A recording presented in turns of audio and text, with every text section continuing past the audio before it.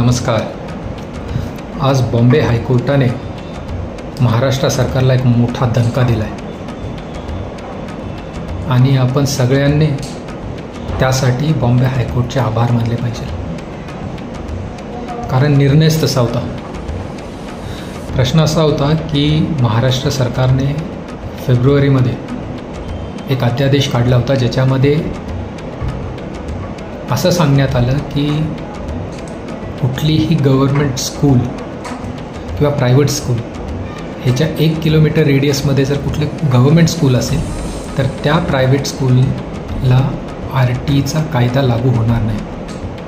याचा अर्थ जर कुठल्या गरीब गरजू मुलांना किंवा त्यांच्या पालकांना वाटलं की बाबा माझ्याकडे माझी ऐपत नाही पण माझ्या मुलांनी चांगल्या शाळेत शिकावं, त्याच्यासाठी RTमध्ये ह्या प्रायव्हेट स्कूल्समध्ये 25% प्रोव्हिजन किंवा रिझर्वेशन असतं. महाराष्ट्र सरकारने हे प्रोव्हिजन काढून टाकलं.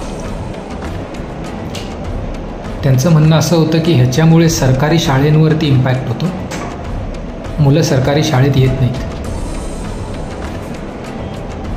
महाराष्ट्र सरकारला हे समजलं पाहिजे की मुलं सरकारी शाळेत का येत नाहीत, ह्याचं खरं कारण काय आहे. बावधानमध्ये जी मुलींची शाळा होती, सरकारी शाळा, तिथे 3 महिने सरकारने वीज बिल भरलं नाही. त्या शाळेत एक महिला सर्पदंशाने मृत्यू पावली. अशी जर तुमची सरकारी शाळेची परिस्थिती असेल तर का मुलं येतील त्या शाळेमध्ये. दिल्लीमध्ये सरकारी शाळेंना वेटिंग आहे. आदेश काढून त्यांनी केलेलं नव्हतं आहे. तिथे शाळेचा दर्जा वाढवला. हे जोपर्यंत आपल्या सरकारला कळत नाही किंवा हे कळालं, ही शोकांतिका आहे. आणि म्हणून परत एकदा महाराष्ट्र सरकारला बॉम्बे हायकोर्टाने दिलेला हा दणका, याचं मी स्वागतच करतो. धन्यवाद.